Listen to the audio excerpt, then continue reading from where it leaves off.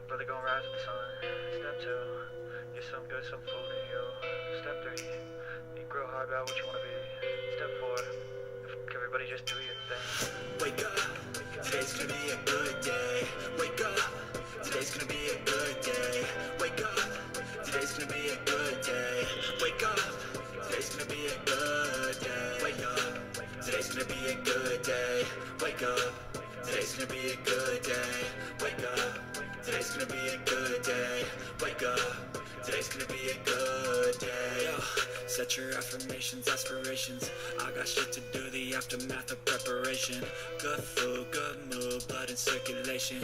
One step at a time, yeah, that's how you make it. Set a goal you control and the steps you take them. I try to pick one thought, have some concentration. And if I make a mistake, it's called education. I try to do this every day, call it replication. Wake up, today's gonna be a good day. Wake up, today's gonna be a good day. Wake up, today's gonna be a good day. Wake up, today's gonna be a good day. Wake up, today's gonna be a good day. Wake up, today's gonna be a good day. Wake up, today's gonna be a good day. Wake up, today's gonna be a good day. So life ain't easy, yo. I think there's a reason, though. Ups and downs, just like every different season, yo. Sometimes I'm high, other times I'm barely breathing, though. I always gotta fight and hide from the demons, yo. Negative thoughts are poison, they rot. Head full of flies, so here come the clouds. They'll never stop unless I can swap all the bad for the good in my head when I'm lost. Yeah, so I'ma fake it till I make it.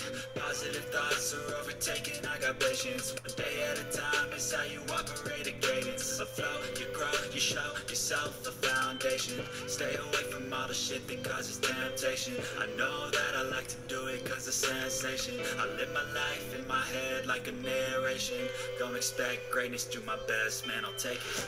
Wake up, today's gonna be a good day. Wake up, today's gonna be a good day. Wake up, today's gonna be a good day. Wake up, today's gonna be a good day. Wake up, today's gonna be a good day.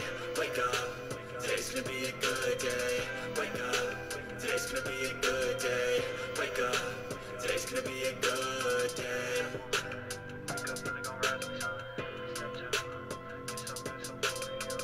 Step 3, think real hard about what you wanna be. Step 4, everybody just do your thing.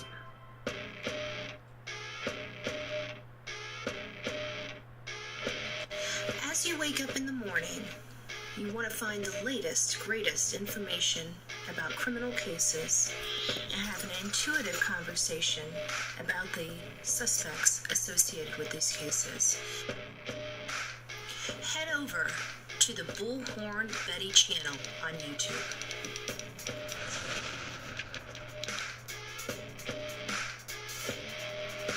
Get breaking news right here on the Bullhorn Betty channel.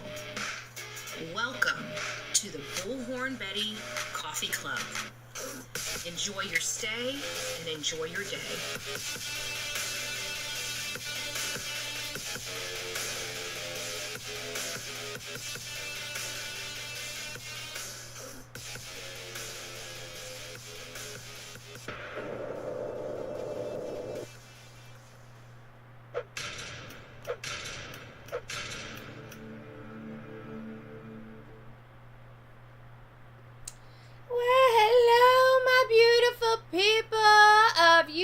It's nice to see you. I'm Bullhorn Betty. I cover true crime, and we've got several cases to go over, but most importantly, we're going to be going over some updates, some much-needed updates on some cases that we were covering, and I've got 2 new cases that I'm just going to be discussing with you because they're crazy.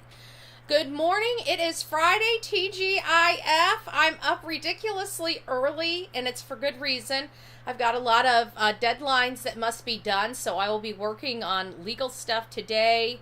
It's the only time I've had to do it. I have been super, super, super busy, and so that's what I'll be doing the rest of the afternoon, and during breaks, I will be coming live, much like I do when I have to put a lot of pen to paper. So that's kind of where I'm at. Good morning, Libby. It's nice to see you. Eeyore Blues. Lisa B. Always. White Lotus. It's nice to see you.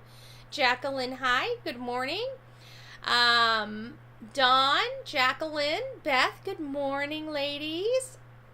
I think I said hi to Lisa, but it's morning. I have got literally a half a cup of coffee. I might actually need to leave the chat to go get more coffee. Oh my gosh. Oh my gosh. Denise, it's nice to see you. Kathleen, Sabrina, the middle-aged witch. Good morning. Good morning. Outer Banks is here. Kentucky Life. Good morning. Busy mama at home. I saved my life, not my boobs. Aw, God bless you. Judy Hosey, Diverse. It's nice to see you. Good morning, everyone. On cup number 1, you know, it's early, I know.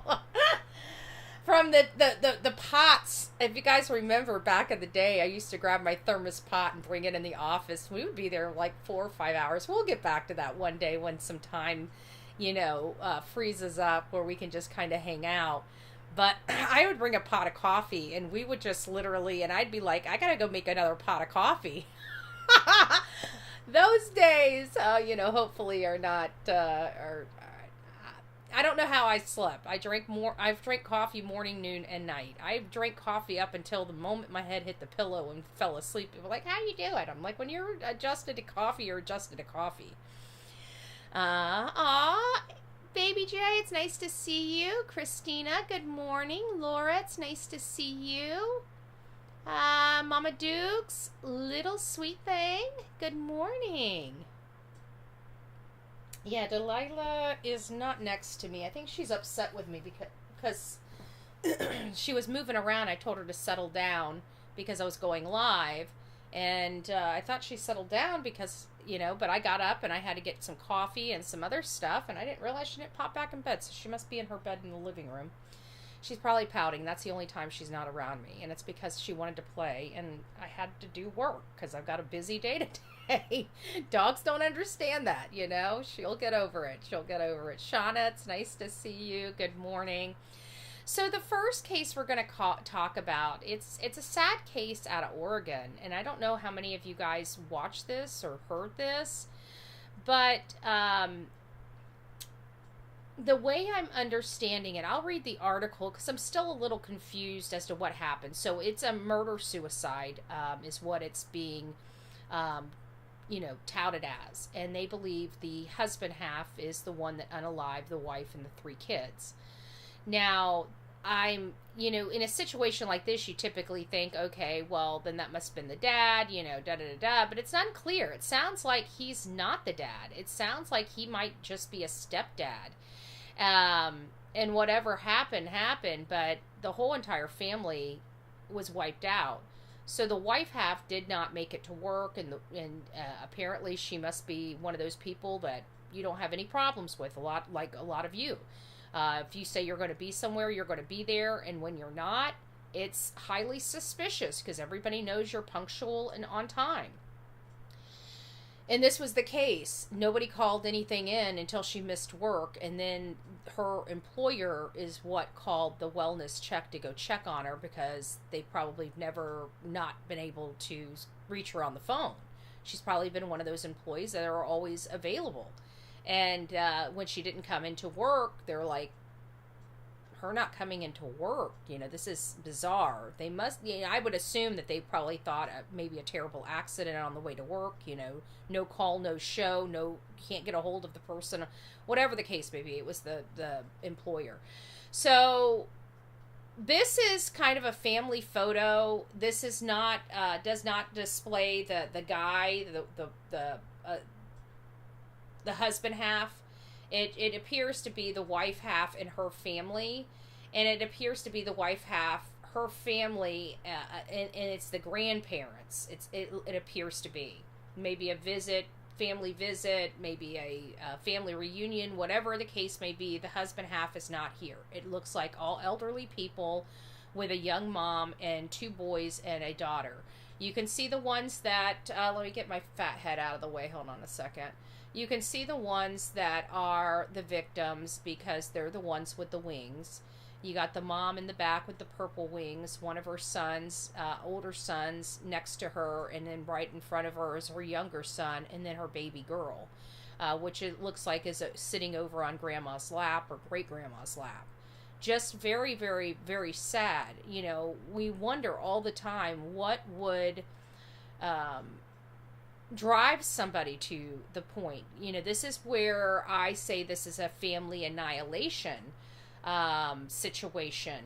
And typically, just from my experience, now not saying that this is the exact same way for every single case, what may be, but typically in a family annihilator type of situation, it's usually the father, and it's usually the biological father. And typically you find in these things that it has a lot to do with finances or criminal activity.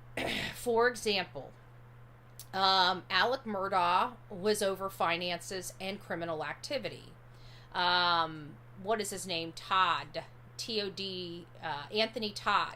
He was right out here in Osceola, Orange County in Celebration, which is right on the outskirts of, or, you know, like the Disney. It's part of the Disney Celebration. And he lived there, and he was some type of doctor or something like that in a different state. He was embezzling money from the federal government or related to malpractice or billing or something like that. And so the noose was really tightening on him, and I don't think he let his wife know. I don't think his wife was aware of all the things that were going on with him financially, and he literally couldn't. He was tapped out. He was at his wit's end. He's about to go to, be in federal custody. The money's gone. They don't even have money to pay the rent, and he unalives all of his children, his wife, even the dog Breezy, and he lays inside the house for 2 weeks with them in his bedroom with him. Just the smell, the appearance, it was bad from what I heard. It was really, really bad. He was alive when the officers came to the door.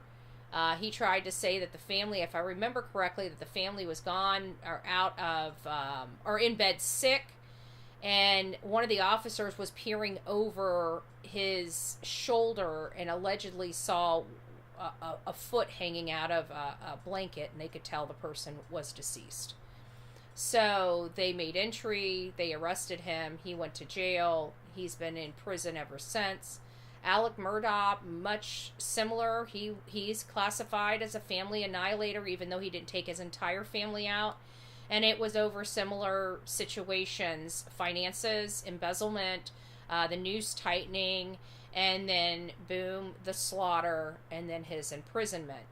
And so what I find is some of these family annihilators are not like that. They just want to, they feel that they're inept, they're unable to care for their family properly, and that their family is better off not here, that the suffering that they will, this is kind of manifested in their brains, not that that's reality, that's their reality. They feel that that their family would be better served without them and without being here, that this is an ugly world, and it's kind of like an empathy murder, so to speak. Like, the world's so horrible, let me help you and take you out of this horrible world. That's the kind of mentality.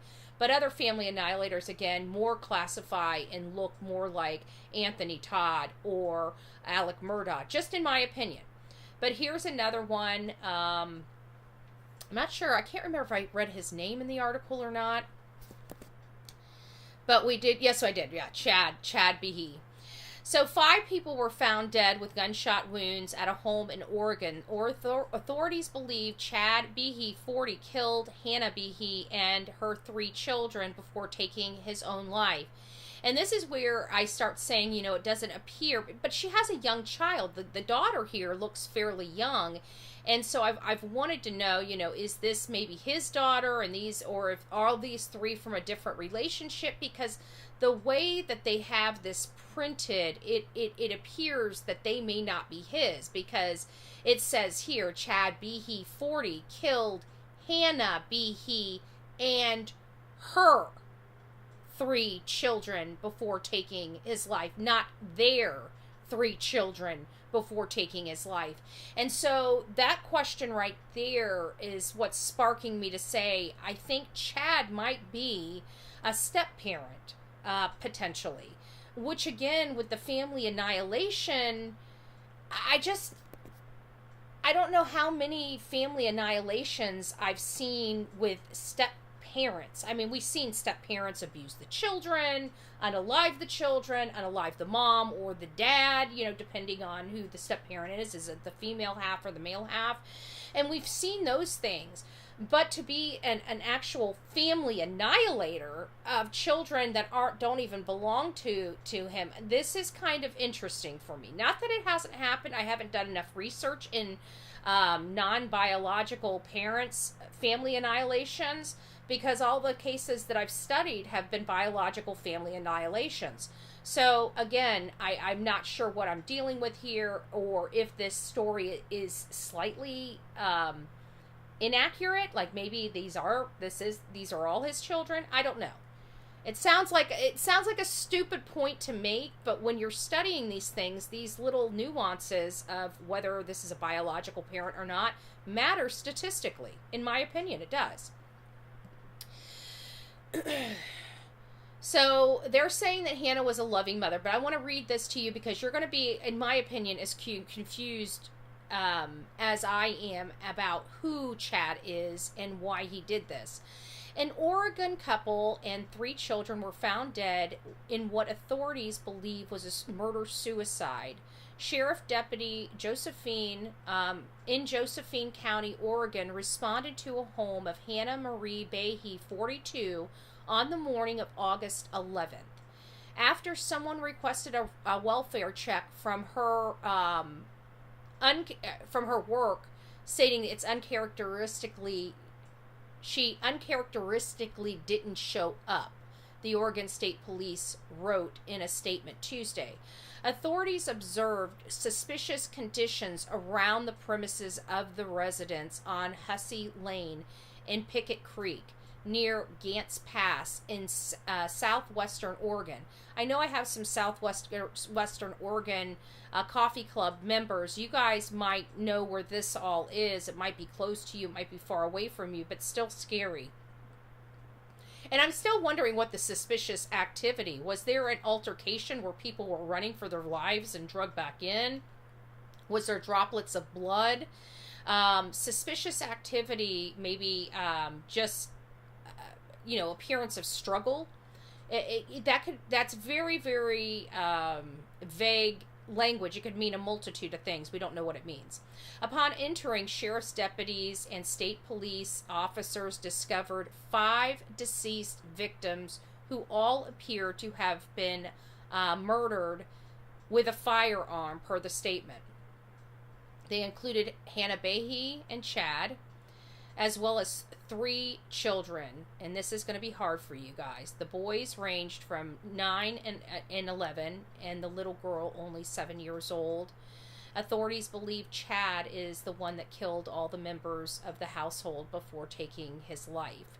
The state police did not specify that the members of the household were family, but the Oregonian identified Hannah and Chad as a couple who co-owned the property. Hannah's cousin, meanwhile, set up a GoFundMe. So I can't imagine. You guys know how expensive funerals are. If you don't know how expensive funerals are very expensive. I think a basic funeral, that means literally hardly anything, is probably $25,000 or $30,000 for a funeral. Now, cremation, much cheaper.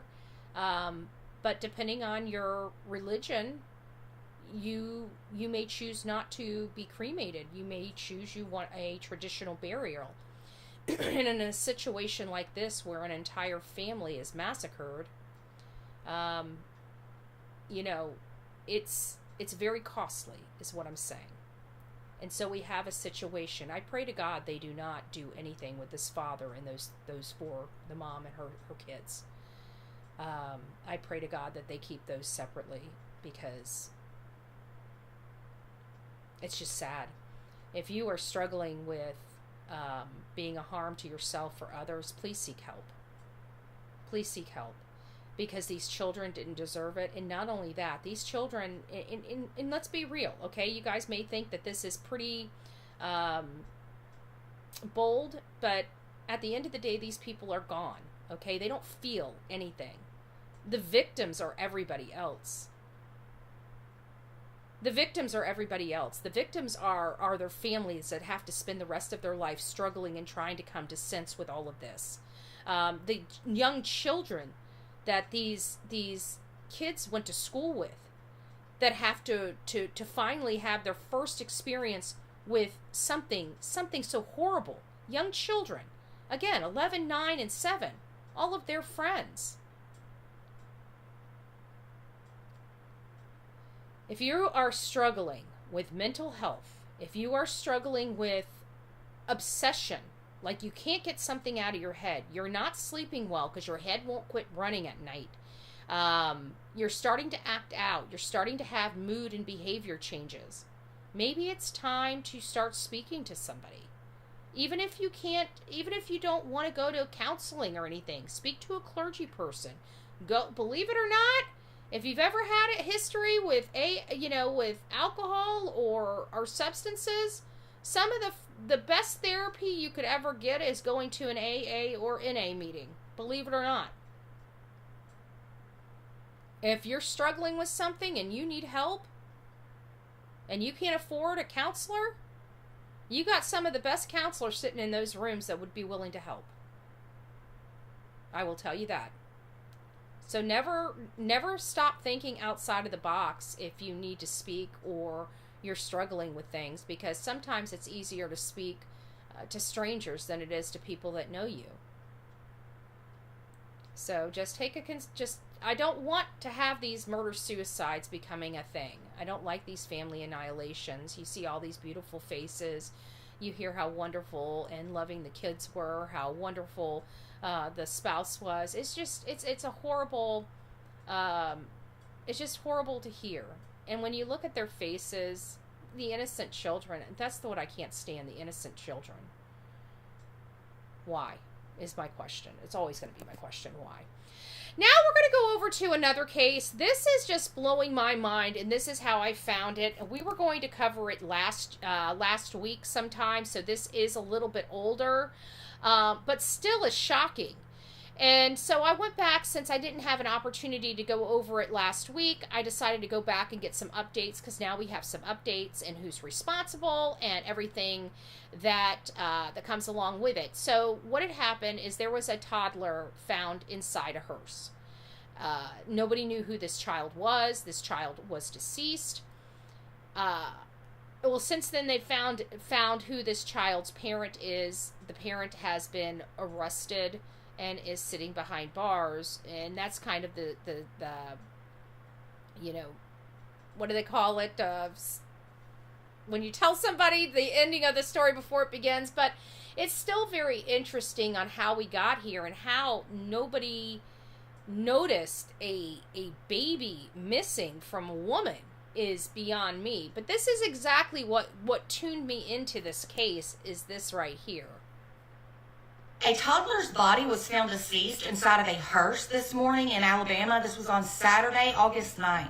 According to reports, this was at the West Gadsden Funeral Home, and Gadsden Police Department has now launched a homicide investigation into the baby's death. Reportedly, the hearse was parked at the funeral home last night on Friday. That was by the manager. The manager said it was left unlocked, of course, without a child inside. Then this morning, a groundskeeper of the funeral home found the child's body while they were moving the hearse back to its spot with other vehicles. The funeral home owner reportedly said that employees were returning back from a separate call when someone thought they saw a doll inside the hearse. But when they opened the door to the vehicle, they realized that it was a human body and it was not inside a casket. The funeral home manager has since described the body as being that of a little girl who could have been no more than 3 years old. They are now going to perform an autopsy on her body to determine her cause of death and whether or not foul play could have been involved. But it had to have been. That's all there is to it. Authorities are also now reportedly examining fingerprints and surveillance footage in order to identify who could have left this baby's body inside the hearse. Those are really all the details that have been released regarding this case so far. But the Gadsden Police Department is now urging anyone with any information, big or small, to contact their department at 256-549-4500. I don't know who that was. Oh, Melanie. Happy TGIF Betty Delilah Mods chat. Show some love to you, Betty, and everyone. Oh, thank you, Melanie. I appreciate that. And, yeah, we got our chat. I actually did the whole pinning of comments. I'm still trying to link that. I actually did some work on here. You can't tell because I obviously did it wrong because I can't highlight chat comments. But I am trying to figure out how to highlight chat comments to display on this show. And when I am able to, I will. I still haven't mastered that yet. And I only have about 30 minutes in the morning to really study and apply a certain feature on here. That's about all I give myself every day to build this show. It's been working for me, but today was a dud. So that's where it's at. Aw, thank you! Grave Crime with Grace gifted 5 Bullhorn Betty memberships. If you received your Bullhorn Betty membership, please don't forget to tell Grave Crime with Grace thank you for the membership. And for the 5 beautiful people that got here, welcome! Welcome to this crazy family we call the Coffee Club, i.e. the Insane Asylum. Grab your straitjacket and your padded room and welcome aboard. So we're going to be getting these all coming through. Aw, this is so sweet. We got a few more. They're going to be popping up, which I actually kind of like. I tried to reduce the sound of the ding. Hopefully it's doing well. But I have to save my settings on Streamlabs in order for it to do anything. We'll wait until it's done.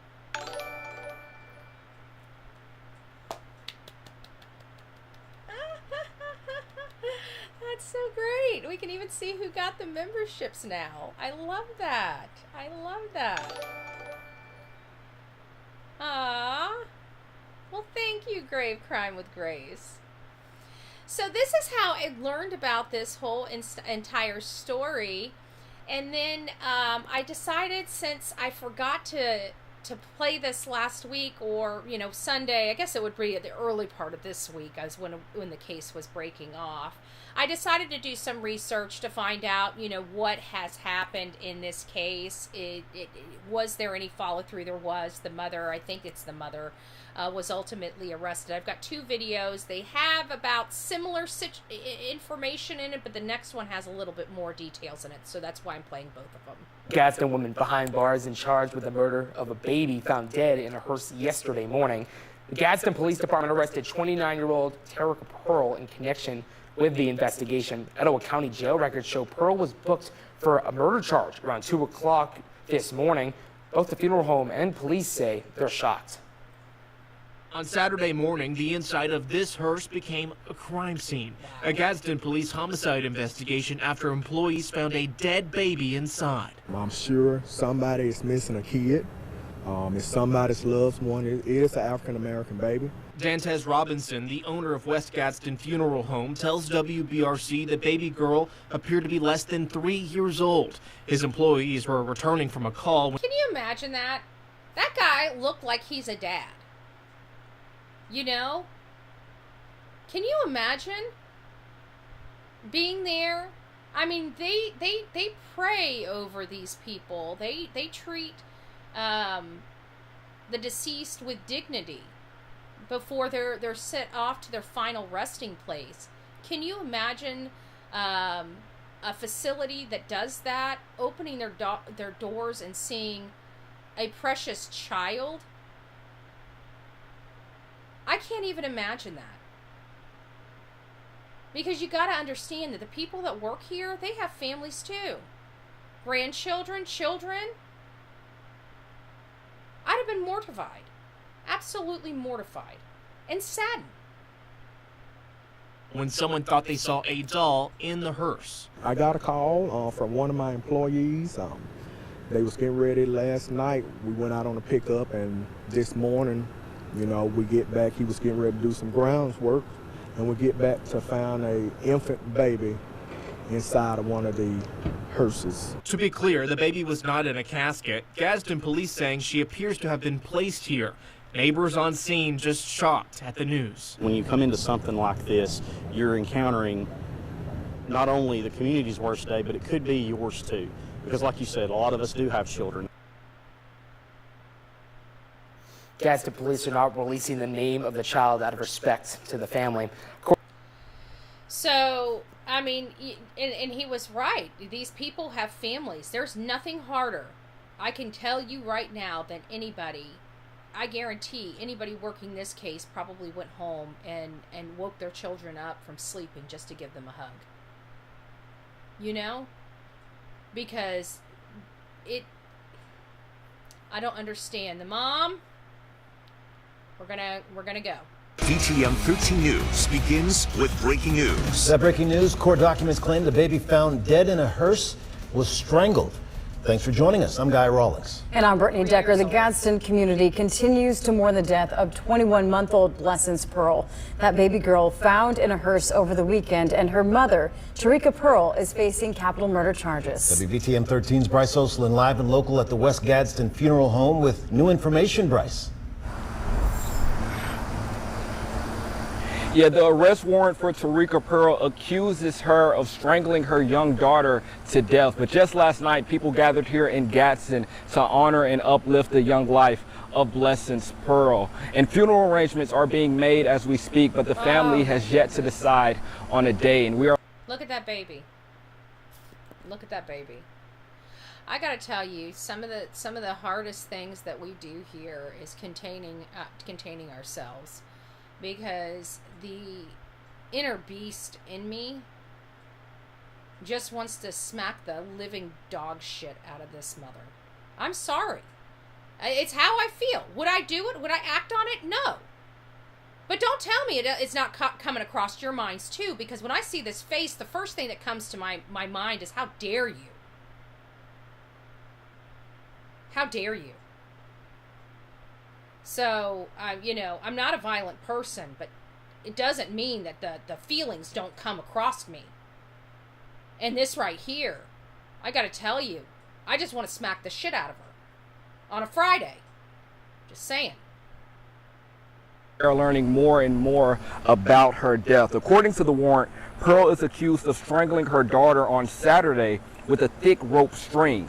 While we are finding out more about what happened, the question remains tonight: how did Blessings end up in the hearse? I don't want to speak too much. I do know we did have an unlocked vehicle hearse here on Friday night. I don't know. I don't want to talk too much about that. I think that would need to come from the investigators. And Pearl is being held without bond in the Etowah County Jail. Coming up at 5, what the support from the community means to the family. Live in Gadsden, Bryce Oslin, WVTM 13. And again, the man knows information. He doesn't want to overstep. He didn't want to cause harm to this child's investigation. Very smart man. It's just hard because I think of the people out there, like they deal with this every day. They have to deal with death every day. That is their profession, giving dignity to the deceased as they head off to their final resting place. And again, these are families. Typically, it's a family that runs these funeral homes. You know, they have employees, but the major handler are the family. So these are already family-oriented people that love their family, that can't understand these atrocities. Situations like this make you feel like someone's stepping on your lap. It does. It does. Because you know that that little baby would have been loved by anybody else. And all the person had to do was just call and give them to somebody. You know, because isn't that, let's chat about this for a second. Let's explore this a little bit. We know that expecting mothers, excuse me, we know that expecting mothers have an opportunity when they give birth to their children, if it's too much for them, or they don't want that birth, they don't want that child, they can take it to a safe haven drop-off. And this is, or some type of drop-off that allows you to drop off your newborn child without suffering any consequences of, you know, abandonment or anything else like that. We know far too many times that every year our substance abuse and the people and the substances people are getting on are becoming more and more dangerous. They're taking more and more lives.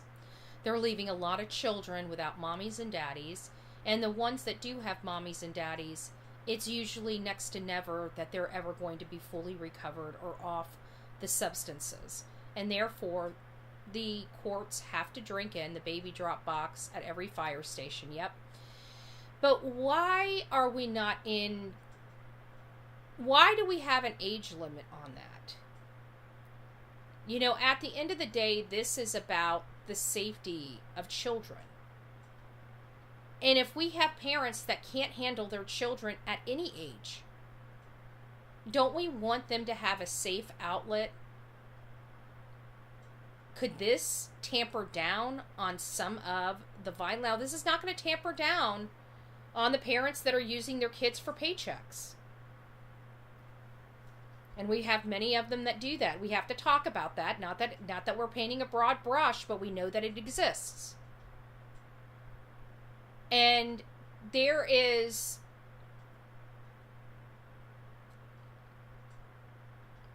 those are the parents that I'm worried about, because they're going to keep their children in abusive conditions for the financial support. There's nothing we're going to be able to do really about that without court or lawful intervention. But why would we want a parent? Why would we want to put an age group on if you can't take care of your child and you have tried, especially older children? It shows that you've tried for years to be able to handle. It's just too much for you. I would rather, instead of parents putting their hands on their children in such violence, I believe in rearing. Of all people, I know that it's not the most popular stance in our society today, but I absolutely believe in corporal punishment. I believe in rearing your child. I believe in physical discipline in some cases. Do I believe that needs to be at certain ages?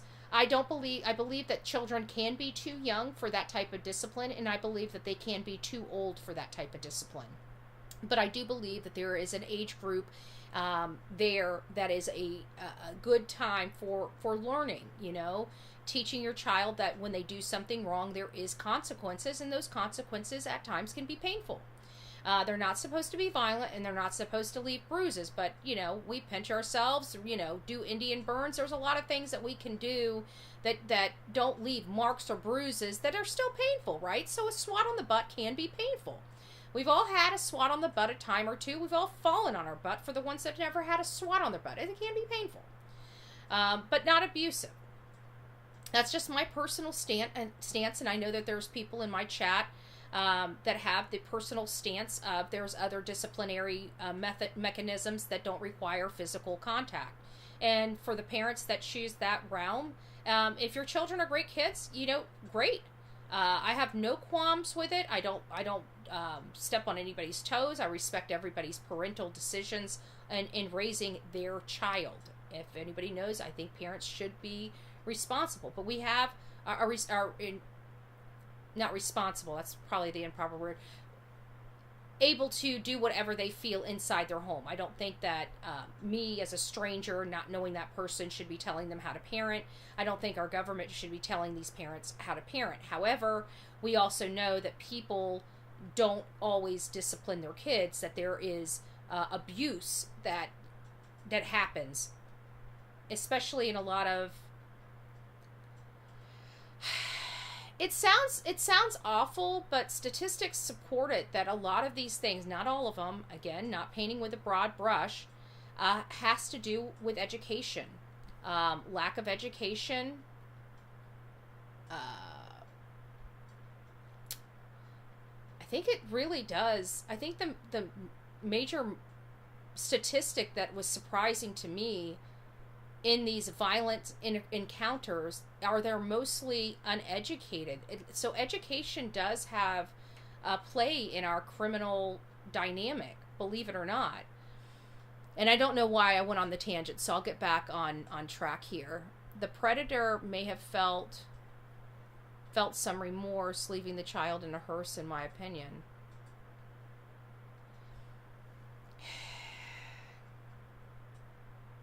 It means that the person wasn't a monster, but we heard the child was strangled, okay?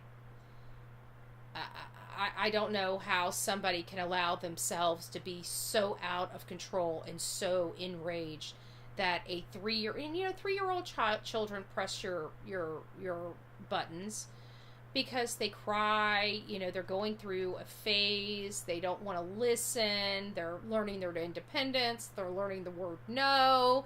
It's a very, nerve-wracking time for a sober, well-minded person. Then you go and you add a person that's not well-minded, uneducated, and substance abuse or alcohol abuse person, and you got yourself a very toxic situation with a 3-year-old toddler screaming to the top of their lungs. Some people just can't handle it.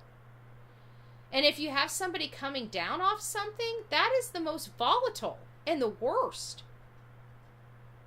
So, I don't know. It's a sad story, and I absolutely, after seeing the mother's face, believe, the mom probably has a substance abuse, alcohol abuse, or mental. I definitely believe substances.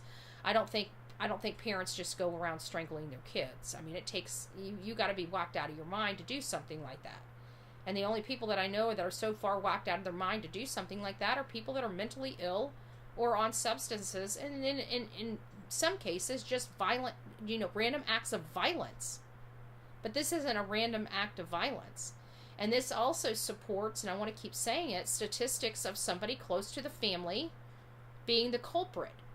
Because more times than not, it's somebody that victim knows. And when that victim is a child, it's typically it's somebody that they know that's in a parental or guardian type of a position in that child's life. So we have to remember that. Now we're giving an update. I don't know how many of you guys watch my, and this was related to the manhunt. This is one of the videos I think I was going to bring up earlier in the week, but didn't. And we're not going to play this. This is just my segue into my topic of conversation. So Austin Drummond had a court hearing yesterday. I had an opportunity to preview it. He's in his white and black stripe suit. He's surrounded by cops. I can guarantee this tour to the jail is much different than his last tour to jail. His last tour to jail, he was the hot shot. This tour to jail, he's the nobody. He's the nobody. He can't go nowhere, can't do nothing. He's locked down.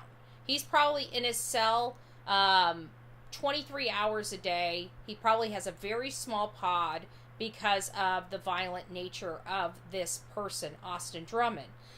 And the court appointed a private attorney to represent Austin Drummond. They requested, so a lot of people don't realize that in order to be an attorney, they require you to do basically community service. I don't know what else to say other than that, because they are private entities.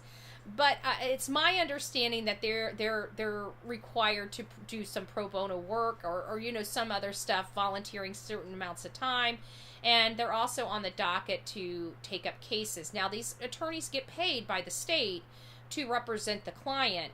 It's usually not at the same hourly rate as a private client, so they are kind of taking a hit.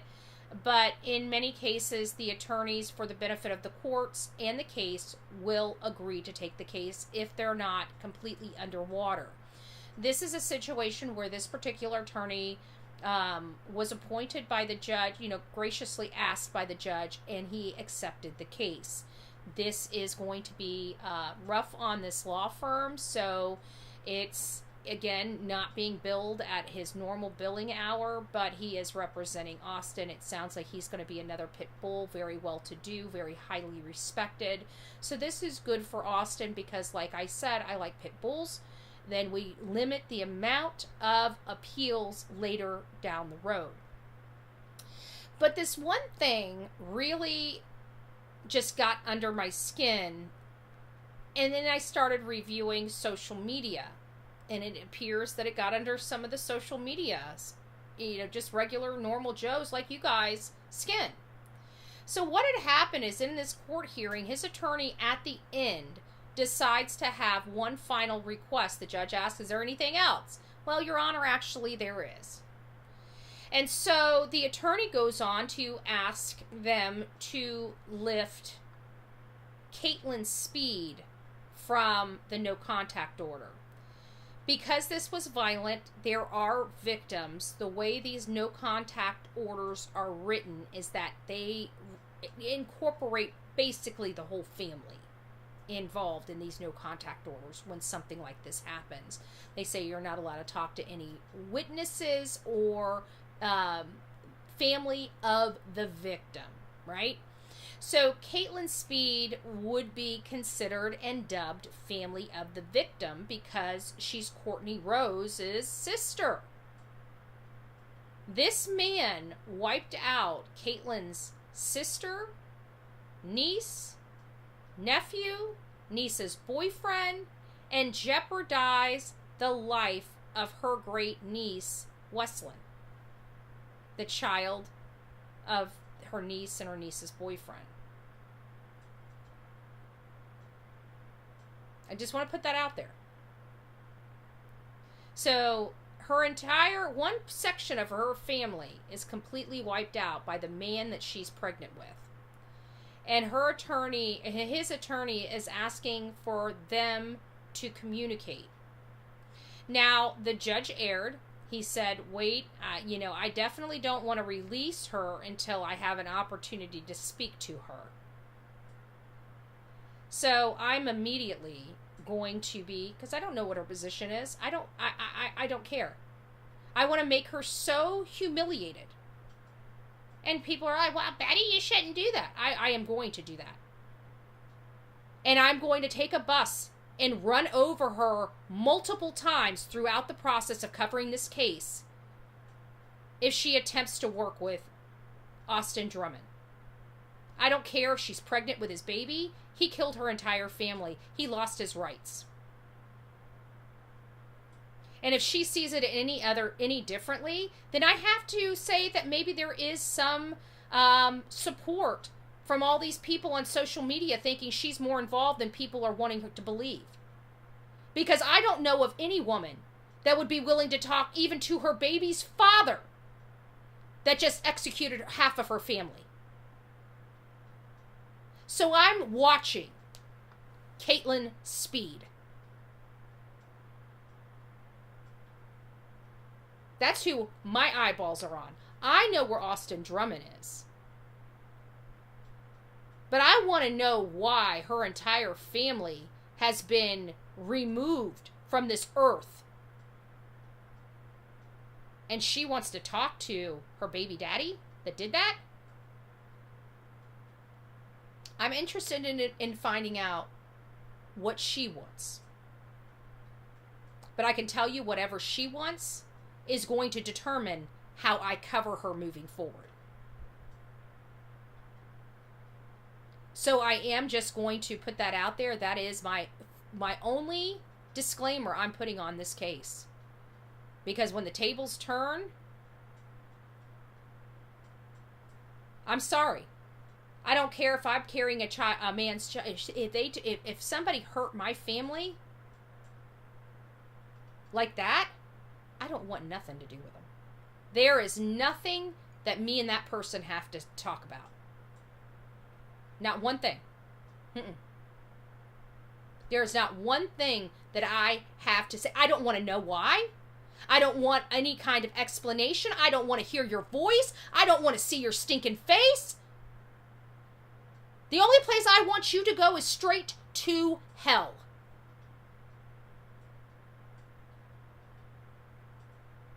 So I'm very interested in this woman's response to Austin Drummond trying to lift the no contact order.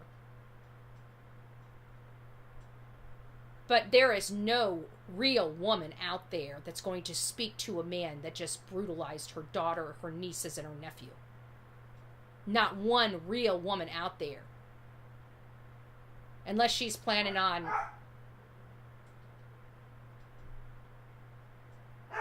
Delilah?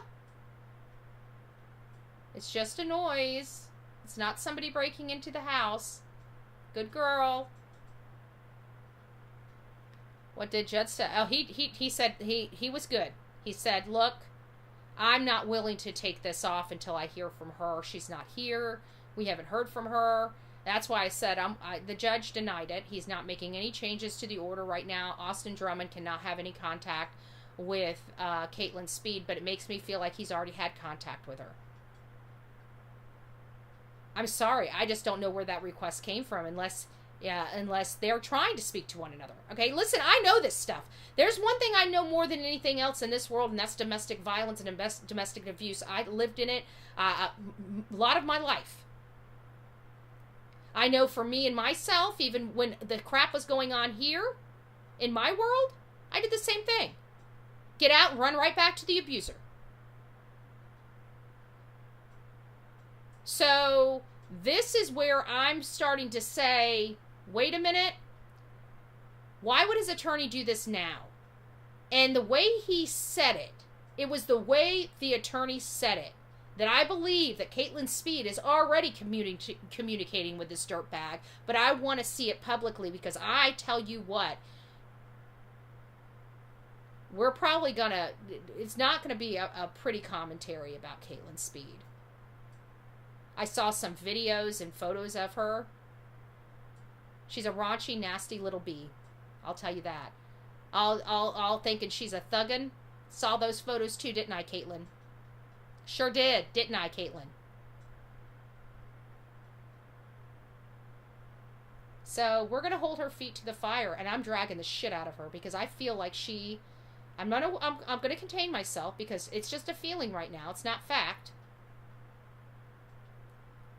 But I think law enforcement, if this is true, they need to really be looking at this because, one, I believe that they've already been communicating. And two, I also believe that if they're communicating, Caitlin may have more information than she is because she's aligning with a person that murdered her entire family. There's nothing they have to talk about. What possibly could they have to talk about? He has no rights to know about the baby inside her womb. He has no rights to know. He didn't care about that child inside the womb when he put 4 bullets or more in 4 different victims' heads or bodies. He made the decision, the conscious decision to throw her away, as well as his child away, as well as his life away, when he went out there and did what he did.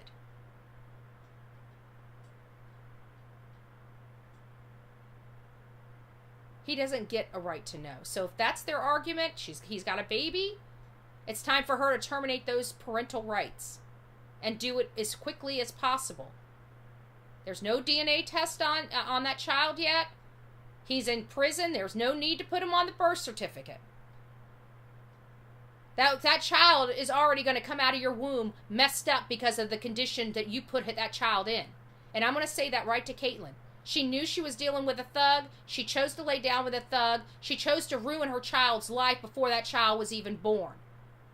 It's just one poor decision after another when it comes to Caitlin's speed, doesn't it? Keep making those poor decisions, boo-boo. Keep making those poor decisions. Makes me sick. Makes me sick. So, again, I'm assuming a lot because I don't know whether she really wants this contact or not. He's initiating it in the court. There's just something that the judge said, or excuse me, his attorney said, and the way he said it. He was trying to dance around the contact of who has agreed that they want to speak.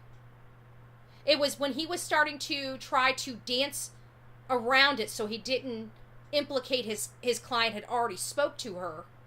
That's when I knew, because again, I've worked with attorneys. I know how they put lipstick on a pig, and I know how they feed you word salad. We deal with it with law enforcement. We deal with it with politicians. We deal with it with defense attorneys. But it was the way he said it. Go back and listen to that court hearing. Once you hear it, you'll understand what I'm saying. The family wants them to start talking again. Whose family? Is his family in constant communication with Caitlin? And is that a violation of his no contact order? Are they doing it for his benefit? Because if they are, that's indirect contact. He should be charged with that. That's a violation. And I believe that attorney just acknowledged that violation of the indirect contact.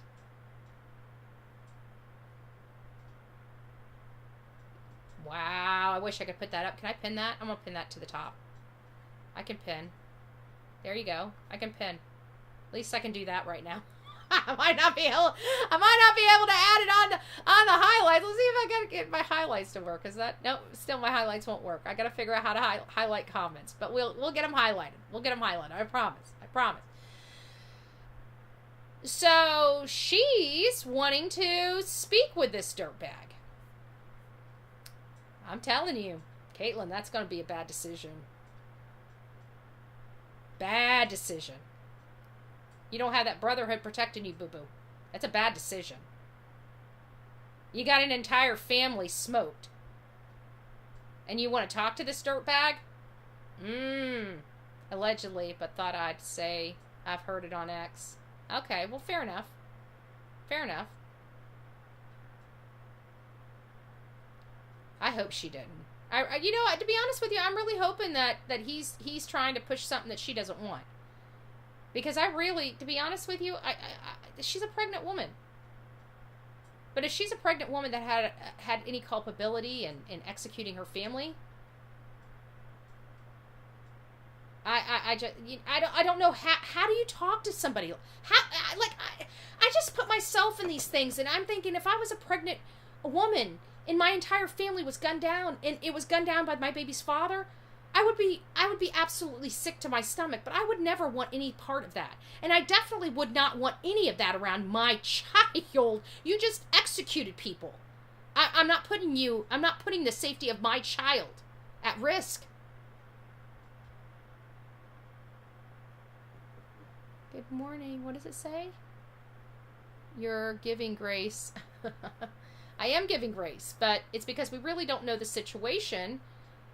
And I'm hoping and praying that this lady is not going to do this to... Like, how dirty can you be? How low can you go, Caitlin Speed? You're starting to be as disgusting, if true. I want to make sure that's caveat, because I'm praying to God still in the back of my mind it's not true. And Maya Caitlin Spade is just as bad as he is.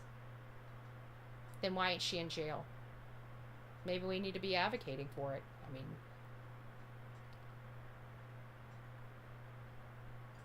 I don't see why she hasn't been charged for the stuff that happened in the prison. Like, she should be in jail. No matter how you look at it, Caitlin Speed should be in jail. Pregnant or not pregnant. I really don't care. I honestly think the lady needs to be in prison and have her baby taken from her until she understands what it is. Because she just took the parents, her boyfriend, that she wants to speak to. I bet you she'd still lay down in bed with him. That's sick. That's sick. That's just sick. I'm sorry. That's too twisted for me. That's just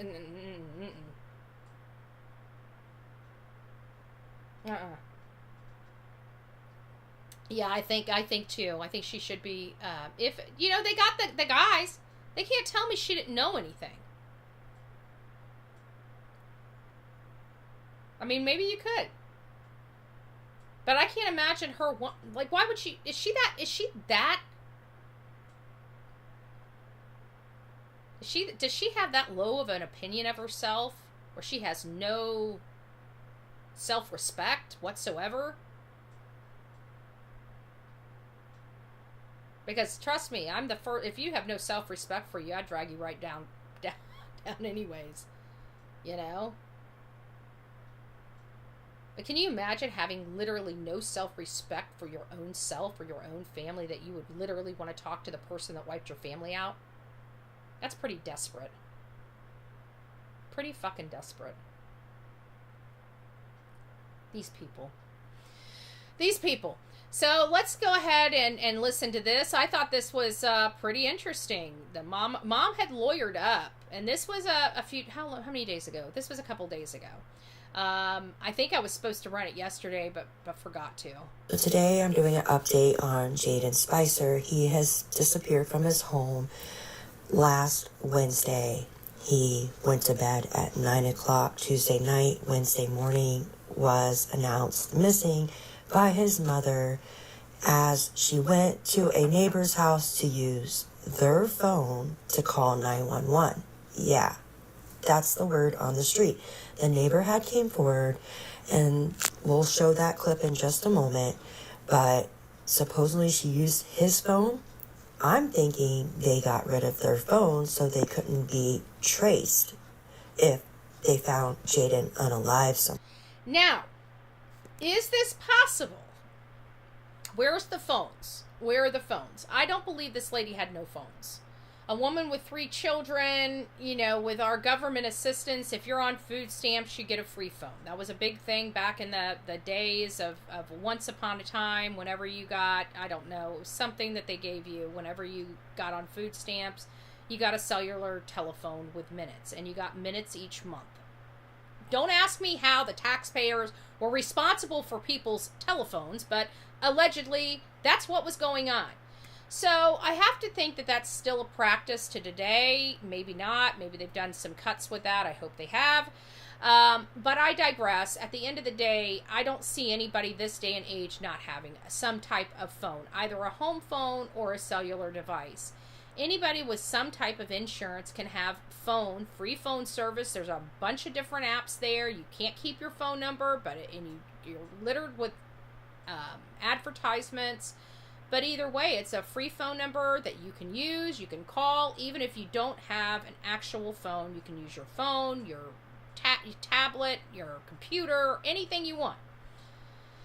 So I find this very odd that she lives in a home with children and has no telephone.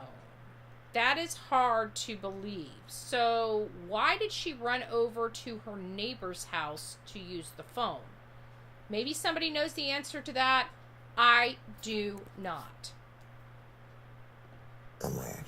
Now, there has been a reward offered if whoever finds Jaden. It is up to $3,000.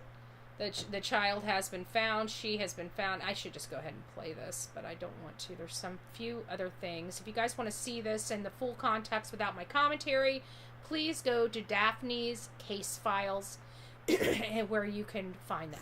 The reward now offered for Jaden, whoever finds him gets the reward.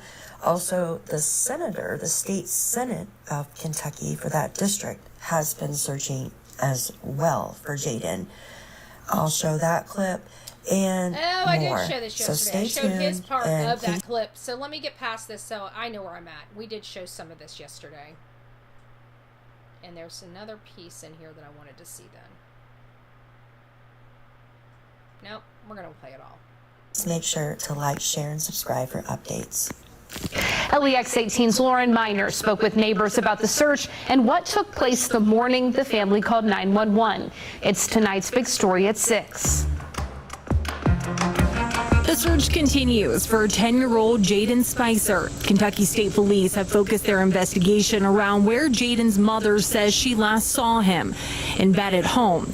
We spoke with the neighbor who says Jaden's mother showed up to his front door last Wednesday around 9 a.m. saying that her son had gone missing. And I went through the back door and I saw a lady. 9 a.m.? She didn't call until 9 a.m.? I thought they were up hours before that. Okay, alright. Sorry, I didn't realize that her call into sheriff's wasn't until 9. Their investigation around where Jaden's mother says she last saw him, in bed at home. We spoke with the neighbor who says Jaden's mother showed up to his front door last Wednesday around 9 a.m. saying that her son had gone missing. And I went through the back door and I saw a lady was knocking my door. And she was crying and she said, "Can I use your phone?" And I said, "Yes." So I gave my phone to her and I dialed the number. And she talked to 911. And she said to them that my child is missing. Troopers say Jaden recently moved in with his mom after his great-grandmother died. She also explained to me that she went to bed with her husband around 9 o'clock. Now they're saying the great-grandmother, not just the grandmother, which is interesting. I'm starting to get a little confused. Is it a grandmother? Is it a great-grandmother? I'm unsure. Moved in with his mom after his great-grandmother died. She also explained to me that she went to bed with her husband around 9 o'clock, 9 or 9:30 p.m. So 9 or 9:30 p.m. So they basically haven't seen him for 12 hours, right? Blessed Happy Nana says, how did the aunt speak to him on July 3rd if they don't have a phone? I also heard somebody said that, where is it? It's from Chaos. It says, it's being said husband took phone to work with him because he didn't trust her. So it's being alleged that he didn't trust her, and therefore he takes the phone potentially with him, which is weird. What does he mean by doesn't trust? That sounds, if that's the case and he doesn't trust her, when I hear those types of words and with a phone, that tells me she's still on substances. That's telling me he doesn't leave the phone there because he's scared she's going to call the dope dealer to come over. He doesn't trust her. I think she's still on substances. I don't think she kicked it. Mom said she over-medicated him and he had a medical emergency but didn't call 911. How did she know what happened to him? No accident. And not only that, but over-medicated him.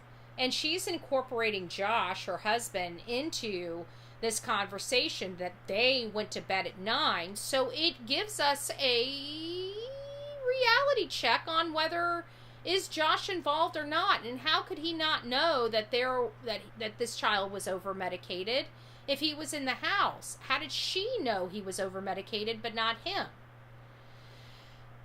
I don't know. It was a great grandmother. People are saying it's the great grandmother. Grandmother was not in the picture allegedly. Okay.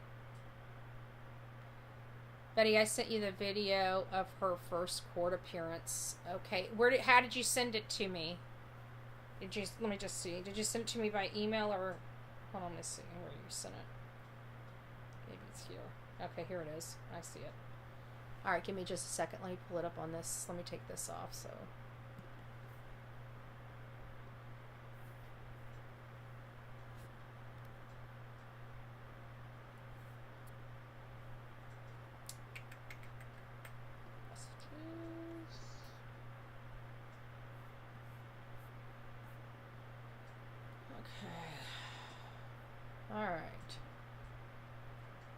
Let's look at this. Not guilty plea was entered for a Breathitt County mother accused of killing her 10-year-old son. Jaden Spicer was found dead Tuesday near Canoe Road in Breathitt County. His mother, Felicia Gross, was arrested and charged with second-degree manslaughter, abuse of a corpse, and tampering with evidence and witnesses. She was in court today. I did see this. According to- That's right. I want to go back here. Now, I want you to see right here. Let me get it to the word. Tampering with evidence. Right there. So, I want you to see this. So, what she is in is what we refer to as a turtle suit, okay? This is what they put you in. She's completely nude, not even underwear, under this suit. This is basically what the suicide watch. They put you in this because whenever you're charged with a capital crime, they don't want you doing anything to injure yourself. And so their policies and procedures are to make, to observe you, to make sure you're not erratic before they allow you to have some things. But one thing I have a problem with is when you go into a facility, you are to remove everything. Everything.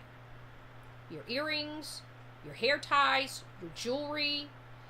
And it upsets me when I see a woman in a suicide vest wearing a wedding band on her hand. She should not have a wedding ring on her finger. Period. That should be removed.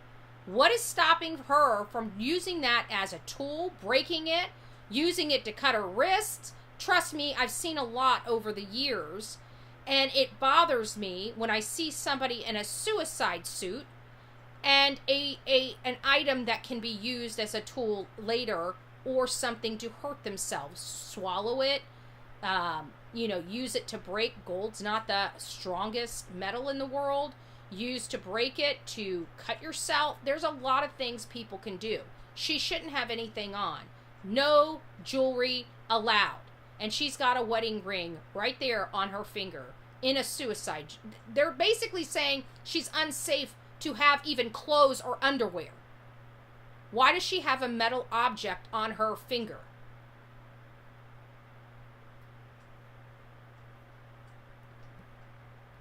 And witnesses. She was in court today.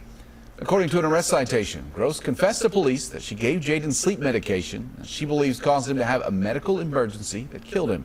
He goes on to say that Gross told police that she later took Jayden's body to a wooded area and buried his remains underground in a plastic tote. Community members say they were shocked and devastated when they heard the news. You just don't think something could happen here in your hometown, but when it did, I was like, oh wow, that's, mind-blowing to me. Kentuckians are mourning Jaden. Last night, the community came together to hold a prayer vigil for him. His aunt, Samantha Brunty, and Shy Sailors worked closely with state police to help during this search. They say the days leading up to the discovery of his body were some of the hardest of their lives.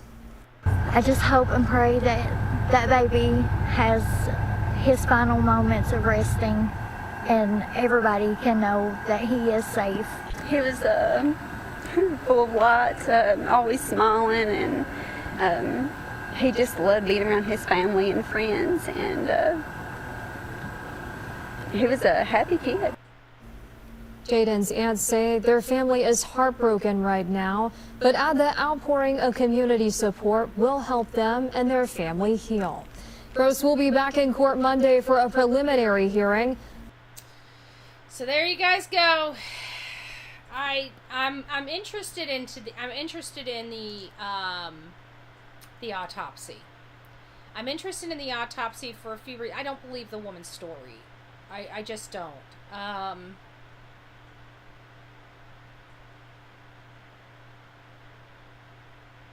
But I have to believe that there's a reason why they only arrested her and not Josh. He must have been cooperative. He might have been the one that helped her come to terms and acknowledge what had happened. We don't know what his role in all of this was, but I do not automatically assume a significant other is involved in any stretch of the imagination, because we have seen over and over again, even experienced some of us in our own life, how we've been with somebody and completely did not know them, right? I dated a guy that had an affair on me for over a year without one iota of an idea. That person was a monster. And then you've got these people out here like Susan Smith, like Leilani Simon, like this gal here, that may have done this all under the nose of their significant other. And I think that it's very important to express that here, because a lot of people automatically start, lynching the families of these people. And that's not fair. It's not fair. We should not do that.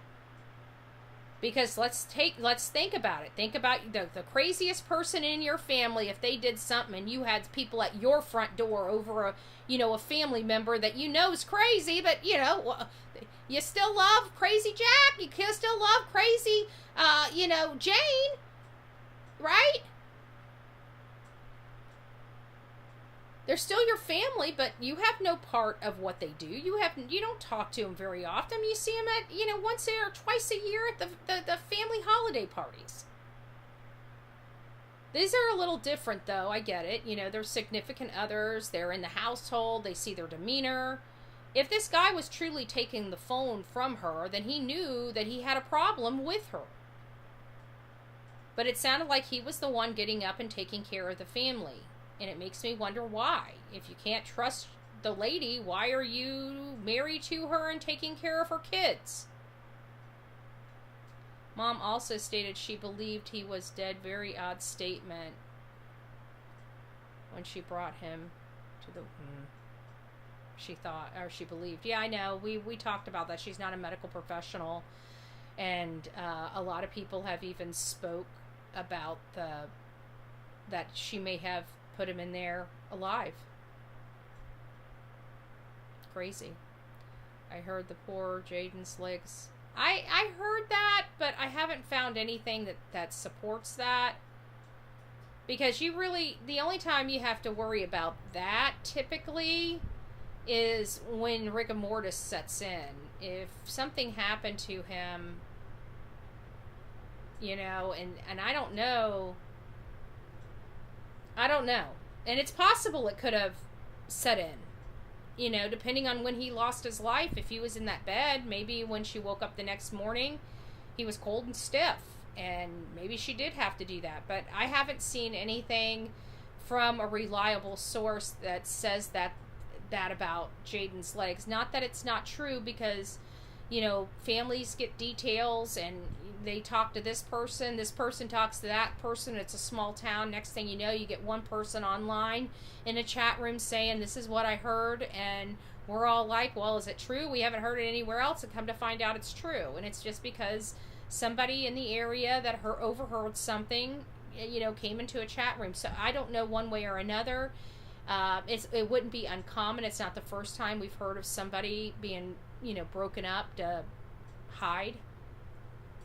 So I'm pretty sure that's, if I'm not mistaken, I think Letitia Stout may have done that to Gannon as well, to get him to fit. I don't remember, but there was a time when I remember hearing somebody, it's awful. It's awful. Give me just a second. Let me see where we're at. Let me take this off because I kind of got sidetracked here. Oh, wow. I didn't realize, I guess when I hit something, it paused my show. I kept hearing everybody say, where did you go? Where did you go? And I'm like, what do you mean, where did I go? I'm right here. I'm talking to you guys. Do you not see me? So I went on here and I saw that I was offline, and I realized that my little ticker, I lost my little ticker. I looked over here. I'm like, why am I offline? I looked down, and I guess when I went to swipe my thing, I must have hit the stop streaming button. Thank goodness I didn't hit the end broadcast button. So it paused me. I didn't know it would do that. New feature that we accidentally found out about. Well, I was really getting into we lost you. Yes, I should be back, right? I am back. Let me make sure I'm back. Oh, good gracious. Hopefully I'm back. Okay, I am back. There it is. Yeah, I can see myself. Right there. Okay, I am back.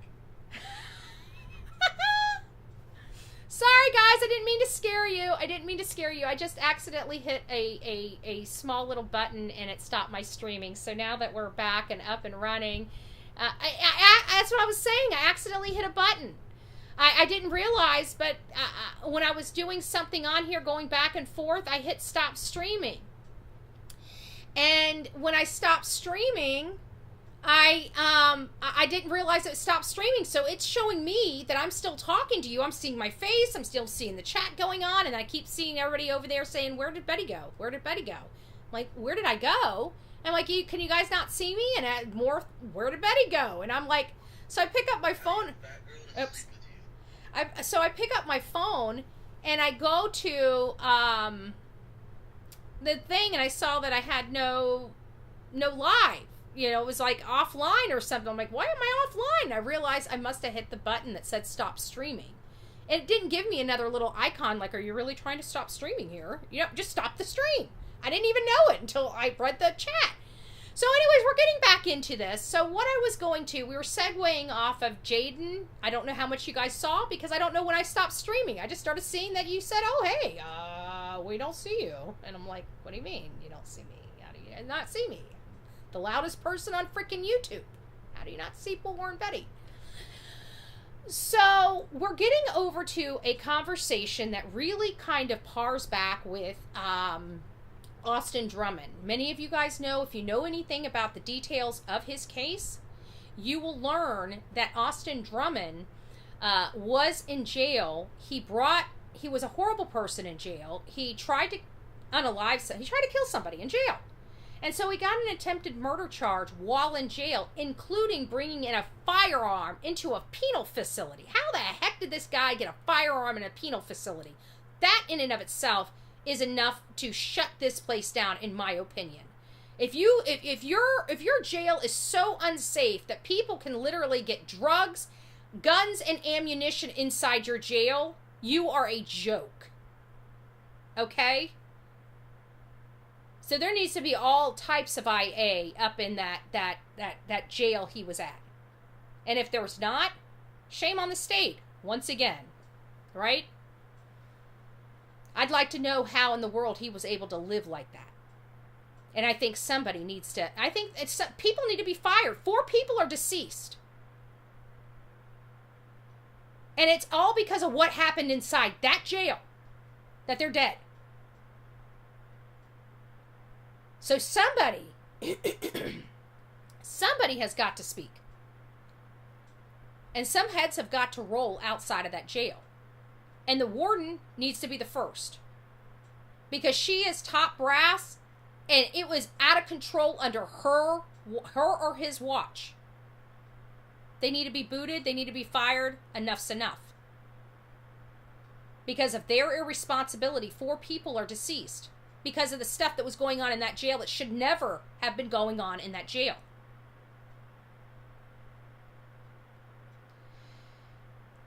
But the weird thing is he has an attempted murder charge and he's let out on bail.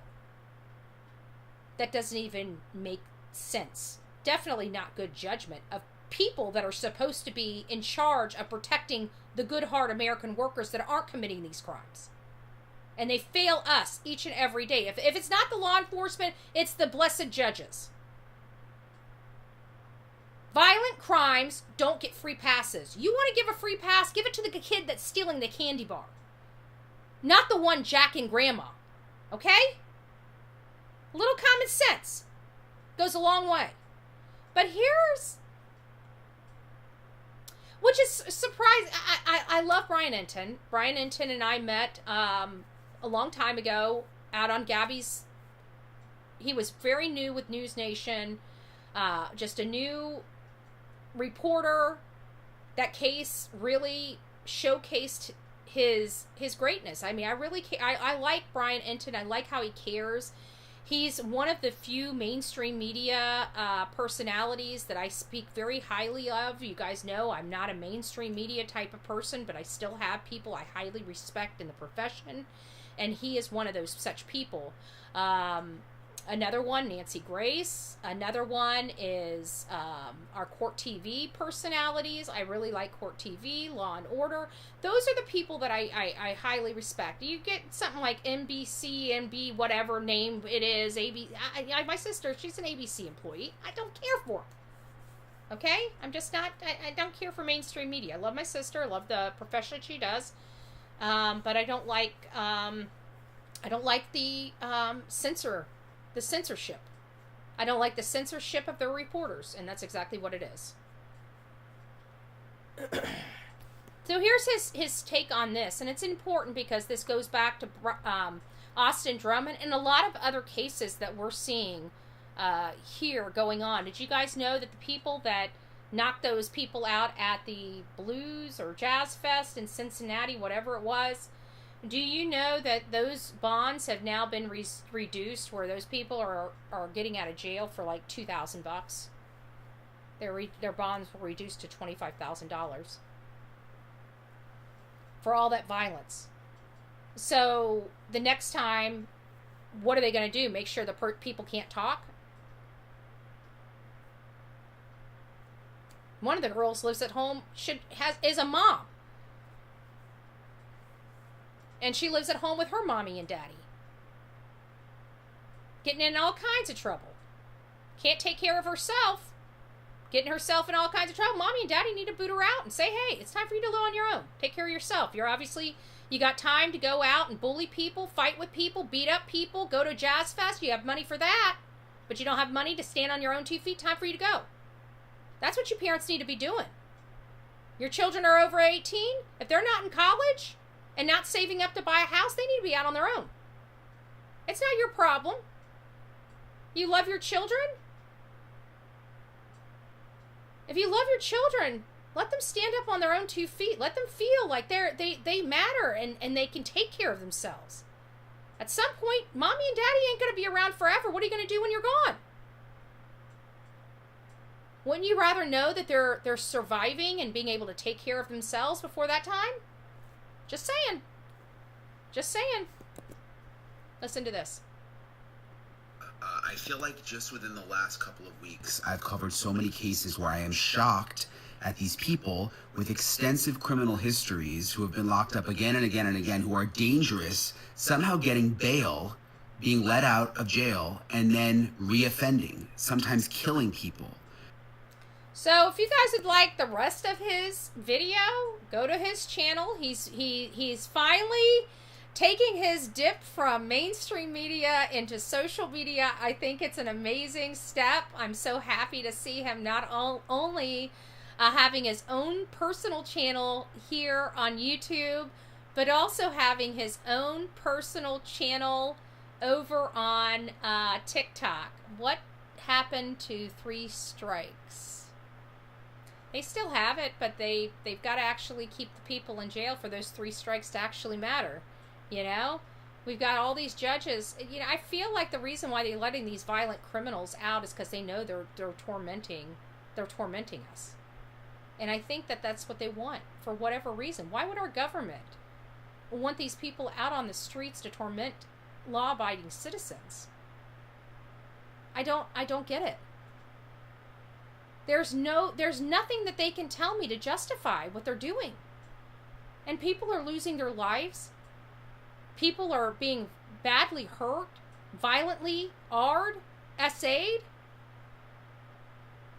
intimidated. I mean, even down to the harassment and other stuff, just the thuggery. Why would any area want to put those people back on the streets when they're likely to re-offend? Can anybody give me a good excuse? Other than to intimidate law-abiding people? Do you want an arist or an attempted murderist setting up shop next to your home with your children? Why would you do that to somebody else's?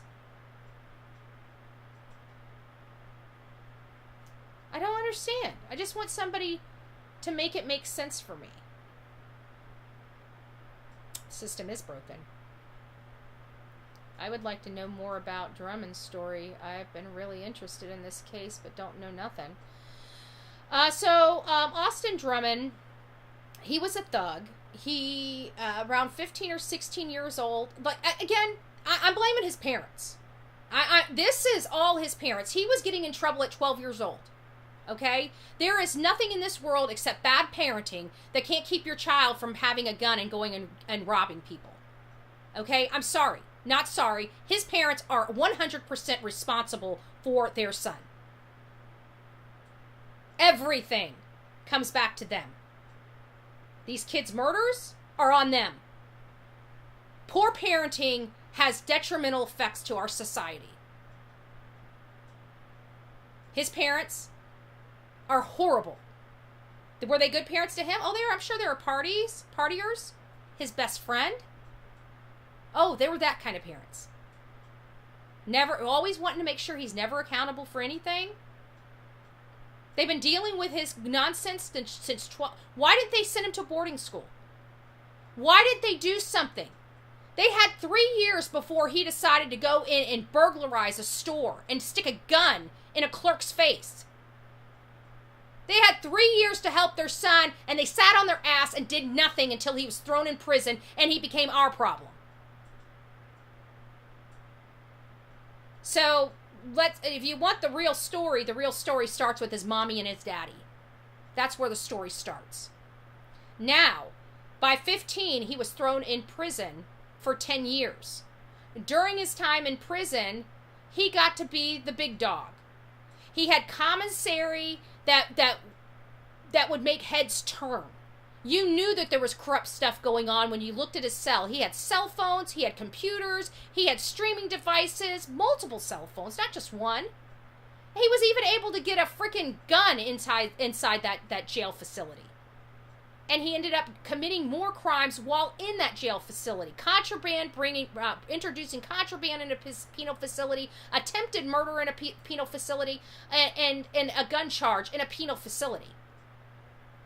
A facility he has been staying in for years.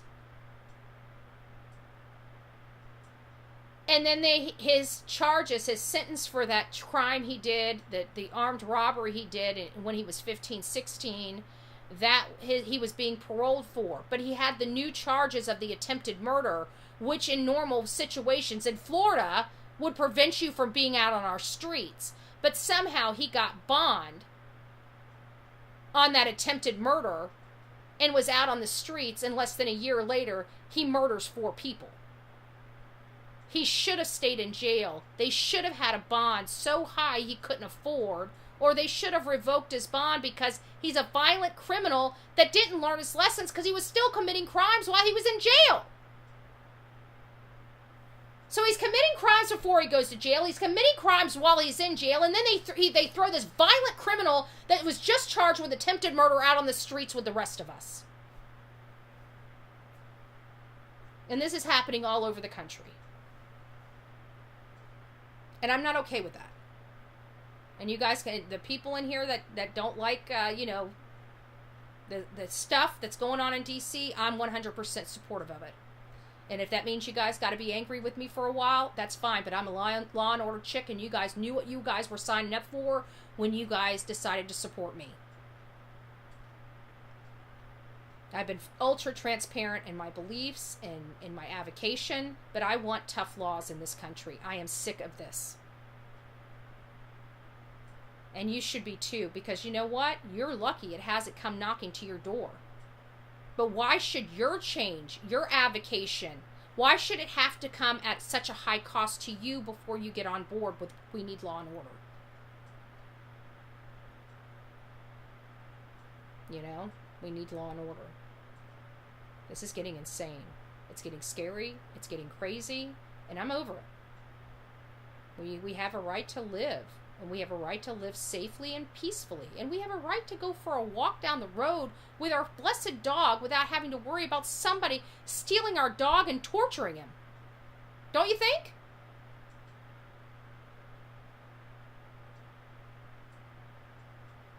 So that's kind of where we are. We've got a lot of problems here. But let's get over to Devil's Den. Let's get an idea about what's going on there, because again, this kind of blew my mind, because the last time I heard about this, I heard that he had admitted to the crime. So when I read that he has now pled not guilty to the capital crimes, I'm like, well, this is interesting. So we all learned about Andrew McGann shortly after, within days after, which again, crazy that this was somebody that unknown to this family. But we learned of this guy after two parents were murdered protecting their two young girls. And while this man was in a seat to get a haircut, the people called in because he was acting weird. He was giving them vibes that made them feel unsafe. This is all, like I said, people, this is why I go boots on the ground. This is why I like to be front and center, because you don't realize how much you sense and feel. Like we're so accustomed, because the easiest thing for most of us to understand is sight. We can see, right? And smell, because we can smell something good or we can smell something foul. Taste, same thing. Taste something, we can but to sense something is something you don't see, feel, or touch. And it's those, and all of us have it. All of us have that instinct. All of us have that gut feeling.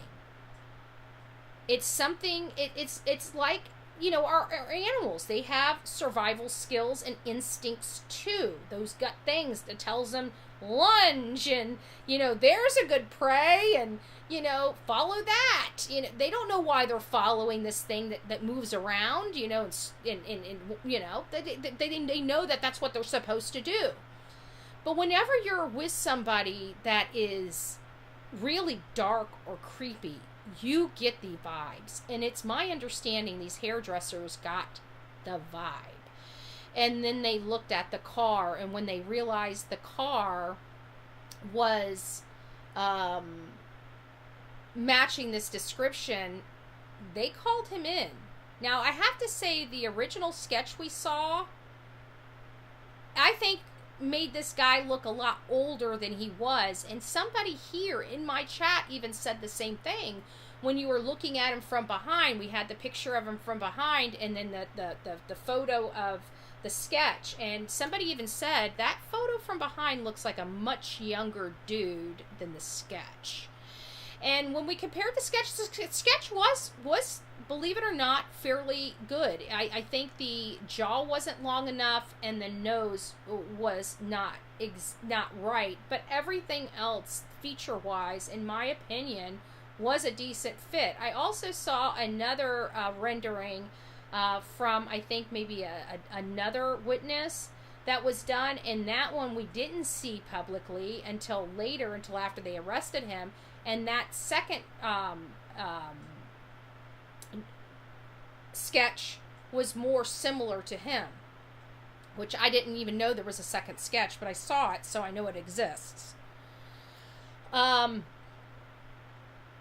This is the weird case because nobody knew anybody. This guy wasn't even from this area. Apparently he moved into the area just recently because he was trying to get a job at a school with children. Young children. He had already been written up many, many times about his demeanor and behavior toward his young children, his young female students in prior classes, which kind of got him in this hot seat, which I believe is why he was looking for a new job. But instead of them firing him, they just keep moving him. When you have a bad teacher, and you don't want to go through the process because it's going to cost you money and you have to contracts, quit giving your teachers contracts. Oh, we can't find the best teachers. You'll be surprised. If everybody just stops contracting these teachers and having a right to hire option, you'll be so much better. You'll be so much better. But they know better than we, don't you know? And so they contract these teachers. So what happens when they need to fire a teacher? They usually have built into this contract this nice, beautiful package of money. Take those out of the teachers' contracts too. And so they don't want to fire him because they don't want to have to pay out. So they jeopardize even more kids over money. Let's say it like it is. So they ended up bouncing him instead of firing him. So now he's able to go to any other school and teach, even though they didn't want him around other kids. But hey, let's go send him around different kids. At least they're not from our community. Sick. Irresponsible. The only priority of a school is to educate and protect our children. What they did here with this dude, that's not protection. That's passing the buck and kicking the can. At what cost? He should have never been around students. And furthermore, I'm sick and tired of the background checks in our school system. Background checks are absolutely garbage. Because at the end of the day, we know predators are conniving and resourceful. That means many of them don't have charges. Many of them don't have any marks on their record whatsoever. You need psychological testing for teachers to find out who they are as a person and their demeanor. That's what you need. When you're in sales, we get psychological testing for any sales position we got because they want to know, are we good at this? Are we good at that? What are we best at? How is our demeanor? How do we handle this situation? How do we handle that situation? And they give us a grade on our personality. There's so many things that they can do. Psychological testing of our teachers is the only way to go. Will some of them be manipulative? Of course they will. But it'll be a lot fewer. And we can quit relying on the criminal background checks. Do they need a criminal background check? Of course they do. But they also need it because we know that these predators don't have charges. They also need to incorporate some psychological testing as well to find out if we're putting a psychopath with our children. Yeah, actually, that's not a bad idea. Patty Lee says maybe it's time for parents to start doing their own background checks on teachers. But again, this guy didn't have a background.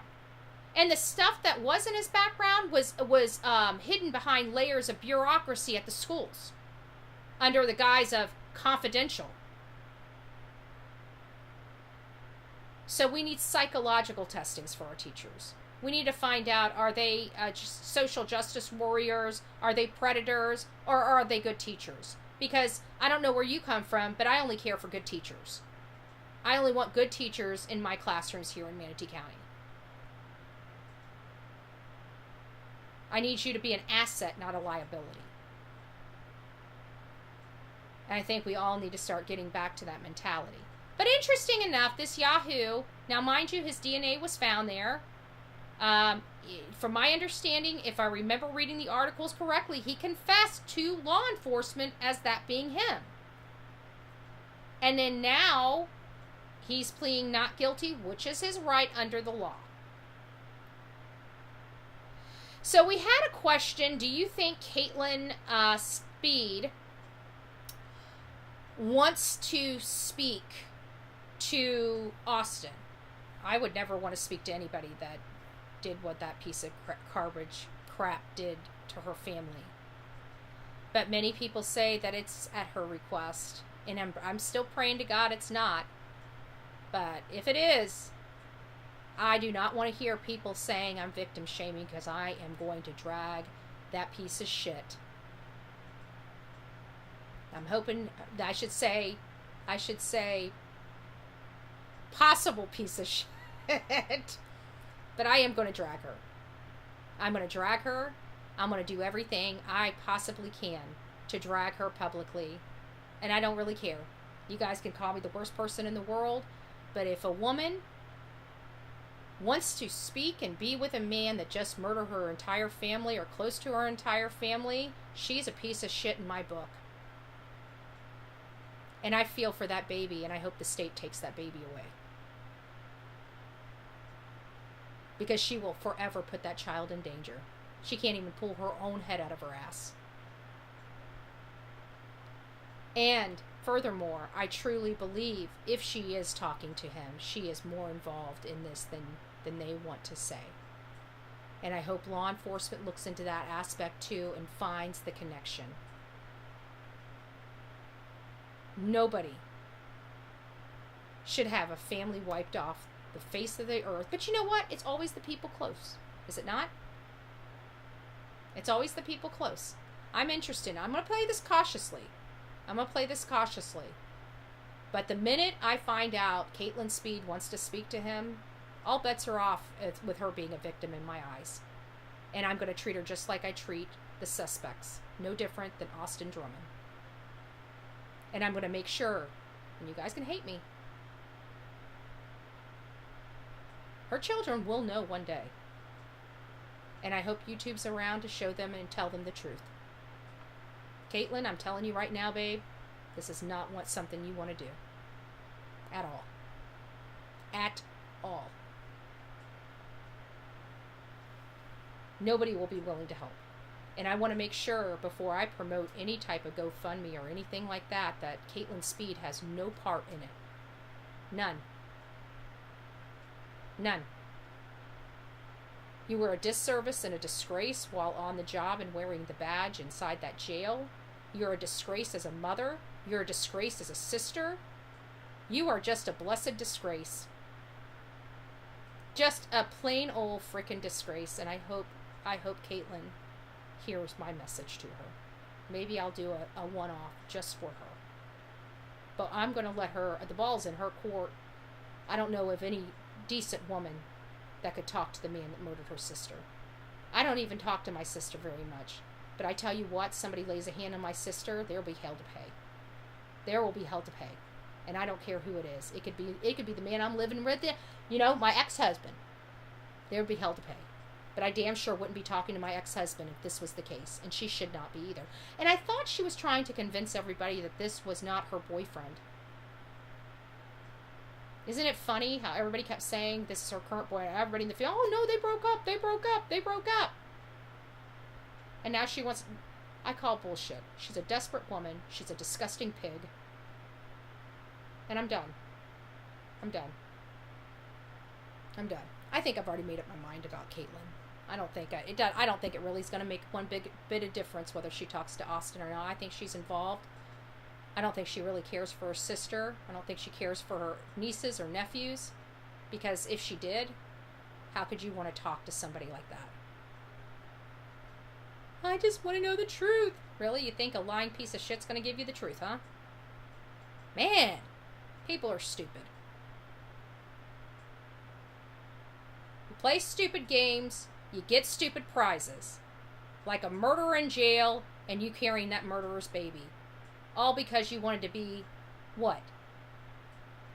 You didn't want to respect the badge when you were in jail? You were so lonely and desperate as a woman that you had to pick up a freaking felon? You couldn't get laid without a man being in handcuffs, lady? Alright, I'm done. Alright, guys, rock it out with your coffee beans out. Don't forget to be fearless. If you see something, say something. An ounce of prevention is worth a pound of cure. And until next time, please be safe, but more importantly, kind to one another, unless you're Caitlin Speed. And you want to be around murderers that take out your whole family, then I guess, maybe she shouldn't have a good day. But I digress. Sabrina, she's in protective custody. Yeah, she's in protective custody. I heard she's with family. I heard that she's in protective custody with, she's not in foster care. That was my understanding, that she's with safe family. But I don't know that that's just rumors I heard. I don't know where Westland is, honestly. I pray to God she's getting a lot of love. That's the only requirement for that baby from Bullhorn Betty. Is just to shower that baby with as much love as possible. And see, what's so bad about it is this child will be raised normally. And you know what's going to end up happening? She's going to find out all of this stuff when she's like 12, 13, 14, 15, and she's going to lose her shit. And she's going to go down a bad path, and I hope she has a lot of support that doesn't happen. because it's usually not when they're babies. They seem to be adjusting well. It's when they start realizing their life isn't normal and why it's different than everybody else's. And then they start having complexes, and then they start internalizing it. Then you start having all of the crap that goes along with the pain of having to realize what is going on and how your life is so much different than your peers. That's when it sets in. That's when the changes happen. That's when the behavioral problems start happening. That's when they start being introduced with things to make them escape from their brain, like substances and alcohol. That's when the change of this child's life, this innocent child, starts having the repercussions of what happened, here and now. And that's sad. And that goes along with these kids here that witnessed what this man did to those girls' parents. They're going to have lifelong struggles. That's just not fair. They didn't deserve that. They just didn't deserve that. And we need to make sure we protect our children. All right, guys, take care, and we'll see you soon.